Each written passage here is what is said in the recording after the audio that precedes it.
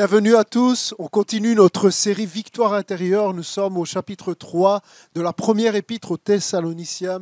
Prions ensemble. Seigneur, merci pour ta parole. Parle-nous ce matin. Nous avons soif de toi, soif de te connaître. Bénis chacun de mes frères et sœurs. Que ta parole puisse être une bénédiction pour eux ce matin. Amen. Amen. Je voudrais juste, avant de plonger dans le texte, regarder un peu ce matin, regarder à l'auteur de l'épître aux Thessaloniciens, l'épître qu'on regarde ensemble déjà depuis 3 semaines. L'apôtre Paul. Ce Paul qui a écrit une grande partie du Nouveau Testament qu'on pourrait qualifier d'un homme ordinaire qui a accompli des choses extraordinaires pour le royaume de Dieu. Et si on regarde à sa vie, on peut voir qu'il y a eu un tournant dans son histoire, le jour où il a rencontré Jésus-Christ. La fameuse rencontre de Paul sur le chemin de Damas. Celui qu'on surnomme Paul s'appelait en réalité Saul, Saul de Tarse. Il était un homme rempli de haine, de colère, un homme rempli de violence, c'est le moins qu'on puisse dire si vous lisez ce qu'il a fait. Mais le jour où Jésus se révèle à lui, il y a un changement de cœur qui produit un changement de vie. Saul de Tarse devient Paul, l'apôtre Paul. Il devient celui qui en réalité, car quand on rencontre Jésus, Jésus ne nous dépersonnalise pas. Saul trouve sa véritable identité. Et cette victoire intérieure fait de lui un des serviteurs les plus impactants de l'histoire de l'humanité, pour ne pas dire le plus influent de tous.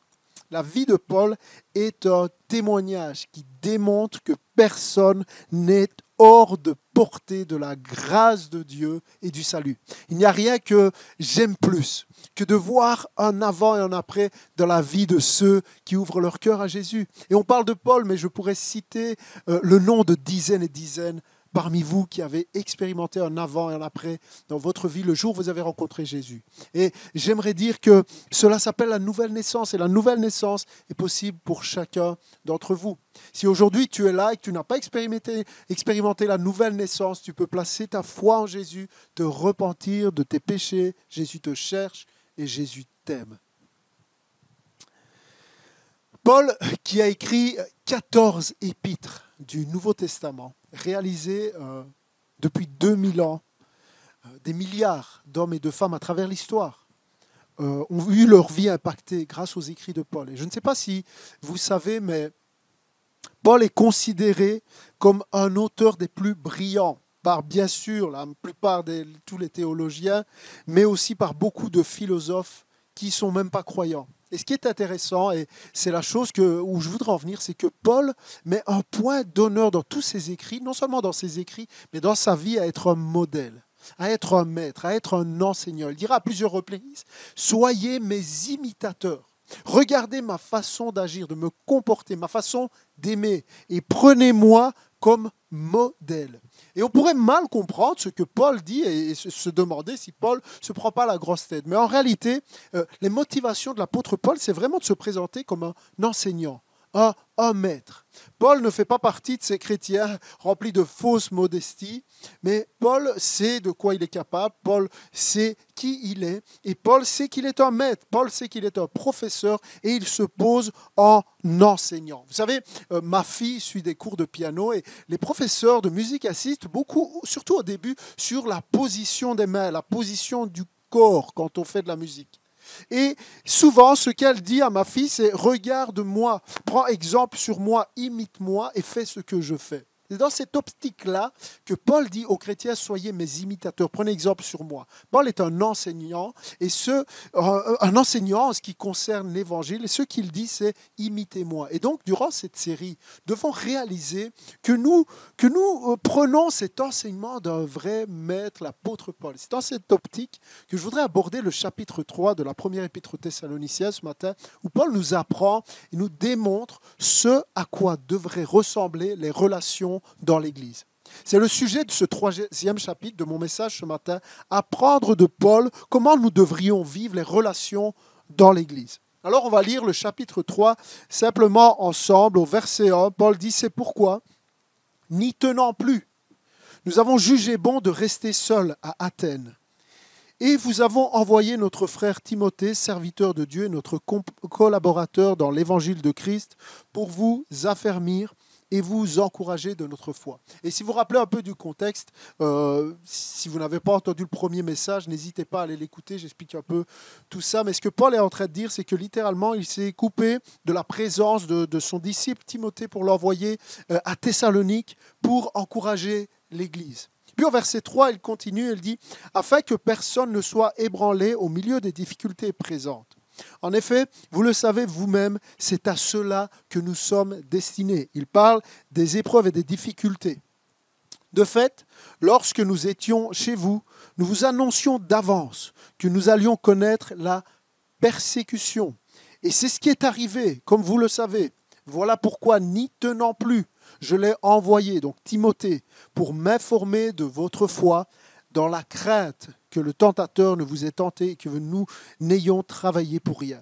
Mais Timothée vient de nous arriver de chez vous et nous a donné de bonnes nouvelles de votre foi et de votre amour. Il nous a dit que vous avez toujours de nous un bon souvenir et que vous désirez nous revoir autant que nous le désirons aussi. C'est pourquoi, frères et sœurs, dans nos angoisses et nos épreuves, nous avons été encouragés à votre sujet par votre foi. En effet, maintenant nous vivons, puisque vous tenez ferme dans le Seigneur. Comment exprimer en retour toute notre reconnaissance à Dieu, à votre sujet, pour toute la joie que nous éprouvons à cause de vous devant notre Dieu? Nuit et jour, nous le prions avec beaucoup d'assistance de nous permettre de vous revoir et de compléter ce qui manque à votre foi. Verset 11, que Dieu lui-même, notre Père et notre Seigneur Jésus-Christ, dirige notre parcours jusque chez vous. Que le Seigneur fasse grandir et déborder l'amour que vous avez les uns pour les autres et pour tous les hommes, à l'exemple de celui que nous avons pour vous. Qu'il affermisse ainsi votre cœur, pour qu'il soit irréprochable dans la sainteté devant Dieu notre Père, lors du retour de notre Seigneur Jésus avec tous ses saints. Paul nous parle tel un professeur, tel un enseignant, tel un maître. Paul nous démontre comment nous devrions vivre les relations dans l'Église. Et je pense que Paul nous enseigne cinq vérités ce matin. On va regarder à 5 vérités où on va vraiment apprendre beaucoup de choses. Ce matin, je ne vais pas être long, mais ça va être très profond. Alors je vous encourage vraiment à prendre des notes parce que le message est très important. Et voici les 5 vérités qu'on trouve dans ce qu'on vient de lire et qu'on va regarder ensemble. L'attachement. Premièrement, l'attachement est un besoin. Ensuite, l'attachement se manifeste. Troisièmement, l'attachement est un témoignage de maturité spirituelle. Ensuite, l'attachement prend naissance dans l'honneur. Et ensuite, cinquièmement, l'attachement est une force dans l'épreuve. Premièrement, nous voyons que pour Paul, l'attachement est un besoin. L'attachement les uns aux autres. Rappelez-vous le contexte. Paul est privé de la communion fraternelle, de la communion avec ses frères et sœurs, la communion avec son Église à cause d'une persécution. Il a dû fuir, il a dû quitter l'Église et l'Église lui manque véritablement. Je ne sais pas si ça parle à quelqu'un, l'Église lui manque, mais je vais te poser la question, est-ce que l'Église te manque? Et regardez à quoi ressemble une personne à qui manquent véritablement ses frères et sœurs. Ça commence au chapitre 2, verset 17. Paul dit « Nous avons redoublé d'efforts pour vous revoir, car c'était notre plus grand désir. » Il y a un effort pour voir les autres par tous les moyens. Je crois que si Zoom existait à cette époque, Paul l'aurait utilisé plus que chacun d'entre nous. Verset 18, c'est ainsi que nous avons voulu aller vers vous. Du moins, moi, Paul, à 1 ou 2 reprises, mais Satan nous en a empêchés. Il a essayé d'aller les voir par tous les moyens. Chapitre 3, verset 2, n'y tenant plus, regardez les mots de l'apôtre Paul, n'y tenant plus, nous avons jugé bon de rester seuls et de vous envoyer Timothée. Verset 5, voilà pourquoi n'y tenant plus, encore une fois, je l'ai envoyé pour m'informer de votre foi. Paul veut des nouvelles. Verset 6, il nous a dit que vous désirez nous revoir autant que nous le désirons. Regardez le sommet au verset 8. En effet, maintenant, nous vivons. Verset 10, nuit et jour, nous le prions avec beaucoup d'assistance de nous permettre de vous revoir. Que Dieu lui-même, notre Père et notre Seigneur Jésus-Christ, dirige notre parcours jusque chez vous. Et Paul prie afin de pouvoir revoir ses frères et sœurs qui lui manquent. Et puis regardez comment Paul termine, et je trouve ça tellement brillant. Il dit que le Seigneur fasse grandir et déborder l'amour que vous avez les uns pour les autres et pour tous les hommes, à l'exemple de celui que nous avons pour vous. Paul termine et il se pose en exemple, encore une fois. Donc il démontre intentionnellement, de toutes sortes de manières, Paul ne trouve pas les mots, il démontre son amour et puis il dit, voyez cet amour-là, les gars, vous voyez comment je vous aime, c'est comme ça que vous devez vous aimer. Paul donne un exemple. L'attachement est un besoin pour Paul. C'est un besoin pour Paul d'être en communion, en relation avec ses frères et sœurs et d'être en leur présence. Et Paul nous montre par là que c'est normal que l'Église nous manque et que ce n'est pas normal que l'Église ne nous manque pas. Question pour nous ce matin. Est-ce que depuis le confinement, tes frères et tes sœurs te manquent vraiment ? Oh, je ne parle pas du fait de venir à l'église le dimanche matin, assister aux célébrations du dimanche. Ce n'est pas de ça que Paul parle, mais les gens.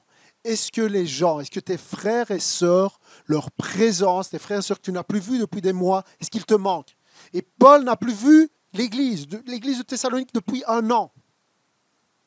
Qu'est-ce qu'il fait ? C'est qu'il envoie Timothée. Il se coupe de la présence de Timothée, son fils spirituel, de qui il avait tellement besoin pour aller prendre de leurs nouvelles. Vous savez, aujourd'hui, pour prendre des nouvelles des frères et sœurs, on a juste besoin de sortir notre smartphone de notre poche, et même pour voir leur visage, il suffit d'organiser une session Zoom ou autre application. Et parfois, c'est triste de voir que même ça, on ne le fait pas. Pourtant, on entend « l'Église me manque ». Sauf que Paul, le maître, le professeur, celui que nous devrions imiter, lui, pour avoir des nouvelles de ses frères et sœurs, il va jusqu'à s'amputer de l'assistance et de la présence de son fils spirituel, de son disciple Timothée, de qui lui avait besoin afin d'avoir des nouvelles de ses frères et sœurs. C'est un besoin. Paul ne sait plus comment dire que ses frères et sœurs lui manquent. Il n'a plus les mots et il conclut ce besoin de relation, cet amour-là est un exemple des relations ou du cœur que devraient avoir les chrétiens les uns pour les autres dans l'Église. Un attachement qu'on peut qualifier d'intense et d'intentionnel. Je ne sais pas vous, mais j'aime prendre la parole de Dieu au sérieux. Et quand je regarde à cet exemple de Paul et à son amour pour l'Église, cela me renvoie au mien. Est-ce que je ressens cet amour-là, cet attachement-là, ce besoin, à tel point que si je n'en ai pas, il y a quelque chose qui manque dans ma vie. Je me sens coupé d'une partie de moi-même quand je n'ai pas cette relation avec mes frères et sœurs. L'Église locale est avant tout une communauté d'amour. La question que j'ai envie de te poser ce matin, est-ce que l'Église te manque vraiment ? Tout le monde va dire oui, mais pour être plus précis, est-ce que tes frères et sœurs te manquent ?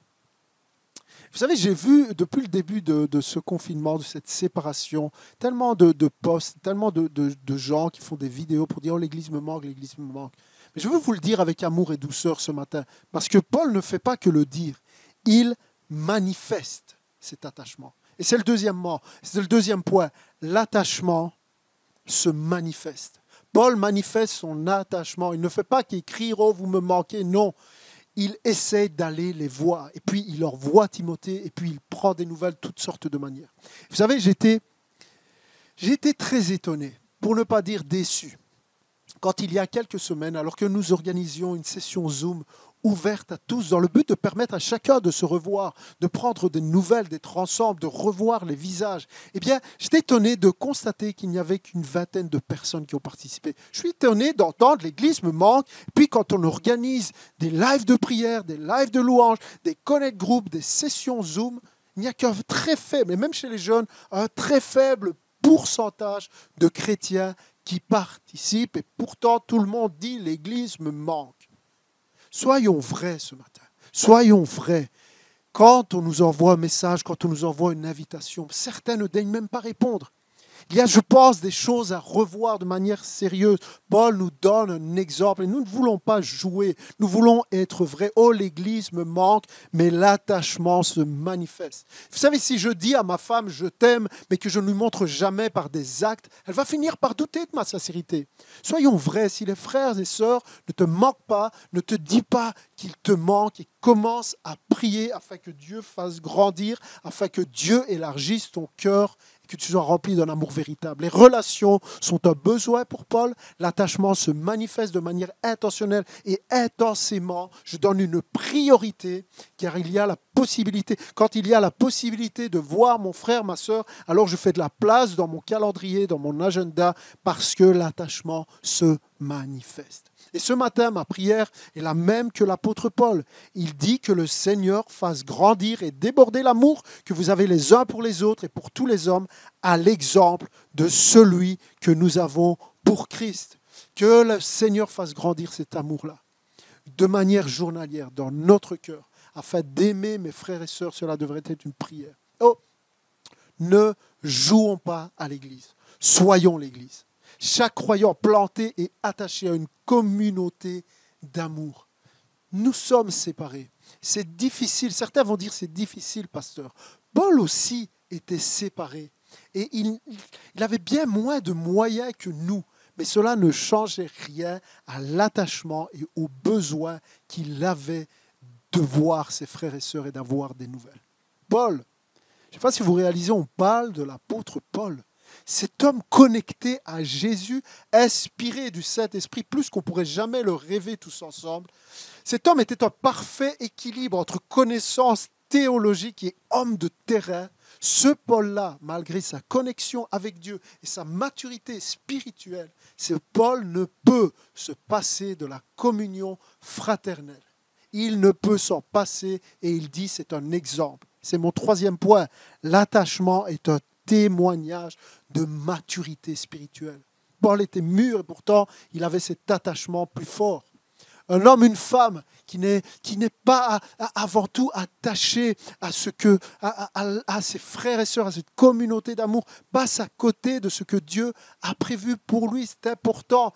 Il y a un changement intérieur qui se traduit par un attachement. Ne passons pas à côté de la volonté de Dieu. Vous savez, je crois que c'est en regardant l'exemple de Paul, la façon de voir l'Église locale et de considérer l'Église, que nous pouvons mesurer l'importance que revêt l'Église aux yeux de Dieu.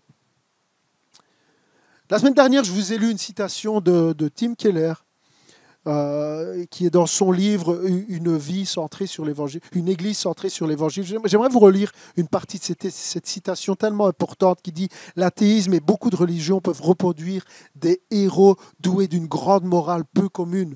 On n'a pas besoin de Dieu pour être moral. En revanche, ce que l'athéisme et les autres religions ne peuvent reproduire, c'est le genre de communauté d'amour que l'Évangile produit. Jésus déclare que c'est grâce à notre profonde unité que le monde saura que le Père l'a envoyé et qu'il nous a aimés comme le Père l'a aimé. Jésus déclare que le principal moyen par lequel les gens croiront que les chrétiens ont trouvé l'amour de Dieu, c'est en voyant la qualité de leur vie communautaire. L'attachement est un témoignage de maturité spirituelle. Puis quatrièmement, l'attachement prend naissance dans l'honneur. On parle souvent de l'honneur. L'honneur qui est une des caractéristiques, une des valeurs de notre Église. L'honneur n'est pas seulement applaudir quelqu'un, ça c'est facile, tout le monde peut le faire. L'honneur, et je l'ai déjà expliqué longuement, l'honneur c'est de regarder les autres comme Dieu les voit, avec toute la valeur qu'ils ont aux yeux de Dieu. C'est ça, honorer. Et c'est ça que Paul fait. C'est ça que Paul fait. Il regarde les chrétiens. Regardez comment il en parle au verset 19 du chapitre 2. Il dit, en effet, quelle est notre espérance ou notre joie ou notre couronne de gloire? N'est-ce pas vous aussi? Regardez la valeur devant notre Seigneur, notre couronne de gloire lors de son retour. Oui, vous êtes notre gloire et notre joie. Verset 13, qu'il a fermé ainsi votre cœur pour qu'il soit irréprochable dans la sainteté devant Dieu notre Père lors du retour. Il sait que ces gens-là seront là au retour de notre Seigneur Jésus avec tous ses saints. Paul met en parallèle, une fois de plus, une réalité visible, une réalité invisible, et il choisit la réalité visible qui est toujours inébranlable. Rappelez-vous, un homme de foi choisit toujours de porter son attention sur la réalité invisible et non sur les faits, sur la vérité.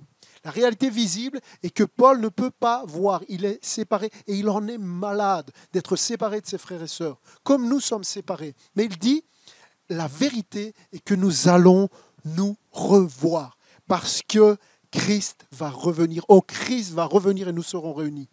Paul sait que ces gens de son Église font partie de ceux pour qui Jésus est mort, font partie des élus, font partie des choisis. On l'a lu au verset 1, il vous a choisis. Il voit ses frères et ses sœurs en Christ et il les honore en disant, vous êtes ma gloire, vous êtes ma couronne, vous êtes tout mon honneur, vous êtes ma fierté, vous êtes ma joie. Vous savez, Paul a beaucoup d'accomplissements, mais ce n'est pas ça qui fait sa gloire. Et c'est merveilleux de le constater. Le fait d'avoir participé à la croissance spirituelle de ses frères à Thessalonique, voilà ce qui est sa gloire et sa couronne devant Dieu. Je ne pense pas que seulement Paul peut dire cela. Bien sûr que ce n'est pas que Paul qui peut employer ces termes. Nous sommes chacun d'entre nous, quand nous nous impliquons dans la croissance spirituelle de nos frères et sœurs, nous sommes chacun d'entre nous mutuellement notre gloire, notre joie, notre couronne devant Dieu. Chacun d'entre nous. Donc, quand nous comprenons la valeur des autres, de mes frères et sœurs devant Dieu, et quand nous sommes impliqués dans leur vie d'une manière ou d'une autre, ou quand nous participons à leur croissance, eh bien nous devenons mutuellement la gloire. Nous devenons mutuellement un honneur et une joie pour le jour du retour de Jésus-Christ. Je trouve ça juste magnifique. L'attachement prend naissance dans l'honneur. Et puis cinquièmement, l'attachement est une force dans l'épreuve. L'attachement est une force dans l'épreuve, c'est le dernier point. C'est le dernier point et peut-être le plus important parce que je pense que quelqu'un a besoin de comprendre ça ce matin. L'attachement, frères et sœurs, est une force dans l'épreuve. Regardez ce que Paul dit au verset 3 et au verset 7. Afin que personne ne soit ébranlé au milieu des difficultés présentes. En effet, vous le savez vous-même, c'est à cela que nous sommes destinés. À quoi ? À tenir ferme dans les difficultés. Puis au verset 7, Paul continue, il dit, c'est pourquoi frères et sœurs, dans la même pensée, dans nos angoisses, dans nos épreuves, nous avons été encouragés à votre sujet par votre foi. Verset 8, en effet, maintenant nous vivons puisque vous tenez ferme. Tenir ferme dans quoi ? Tenir ferme dans l'épreuve. Vous tenez ferme dans le Seigneur. Paul ne cache pas le fait qu'il passe par des souffrances et des angoisses, par des épreuves. Et il le fait volontairement, il le fait savoir volontairement à ces jeunes chrétiens qui ont besoin d'avoir une bonne compréhension de ce qu'on appelle la théologie de la souffrance. Vous savez, je pense que quand des jeunes chrétiens, des chrétiens non affermis, n'ont pas une bonne théologie de la souffrance, ils peuvent, au moment de l'épreuve, remettre même Dieu en question. Et vous savez, c'est une constante chez l'apôtre Paul, il le rappelle toujours, notamment dans Actes chapitre 14 et au verset 21. Verset 21, Paul dit, après avoir évangélisé cette ville et fait un certain nombre de disciples, retournèrent à Lystre, à Iconium et à Antioche. Et voici ce qu'il a dit. Il fortifiait l'esprit des disciples, les encourageait à persévérer dans la foi et disait, c'est à travers beaucoup de difficultés qu'il nous faut entrer dans le royaume de Dieu.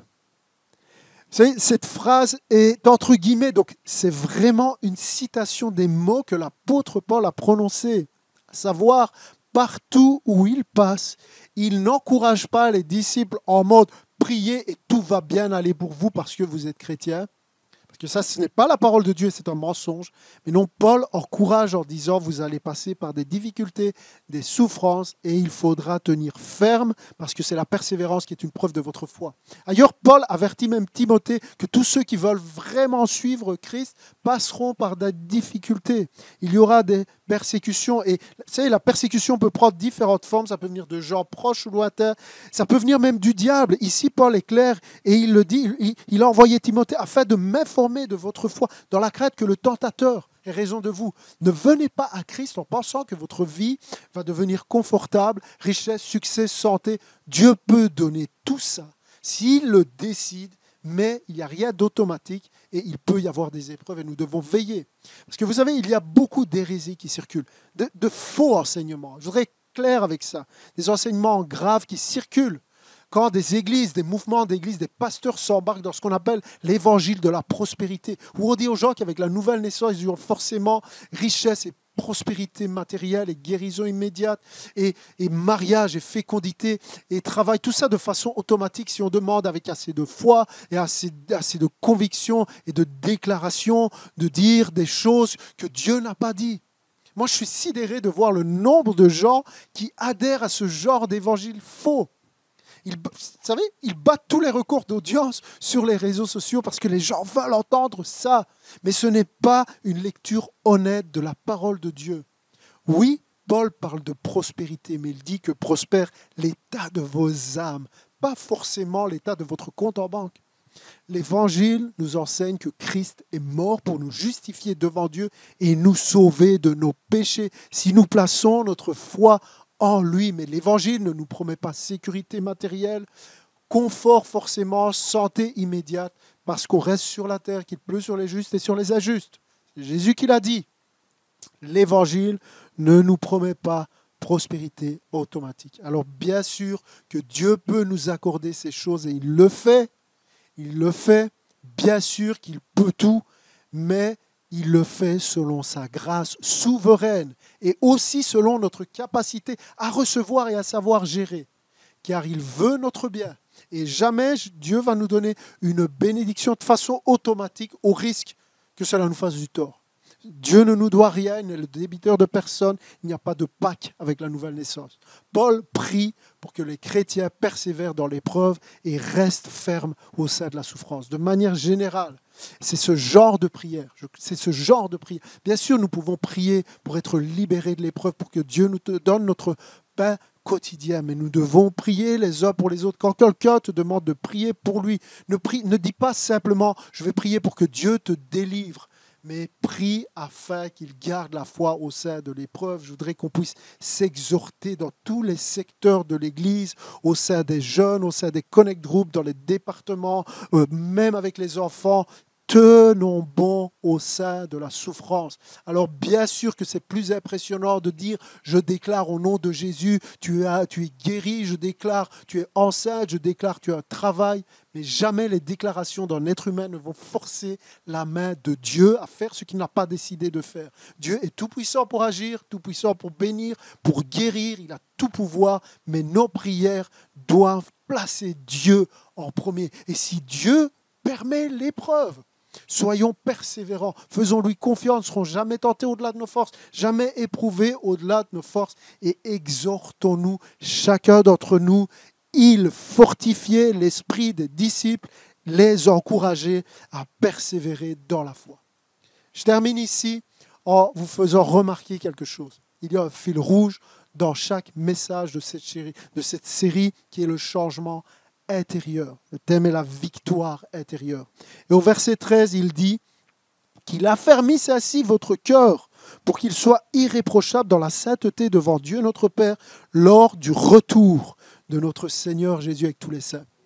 Les relations, comme on vient de les mentionner et comme Paul nous montre, sont nécessaires pour grandir dans la sanctification. Mais à l'inverse, il est vrai aussi que sans vraie relation avec les autres, notre transformation, notre sanctification va être entravée, va être bloquée. Nos relations notre attachement produit une transformation intérieure qui nous prépare au retour de Jésus. Parce que vous le voyez, Paul termine le chapitre 3 comme il a terminé le chapitre 1 et comme il a terminé le chapitre 2 et comme j'ai terminé tous mes messages de cette série en vous disant « Jésus revient, es-tu prêt ?»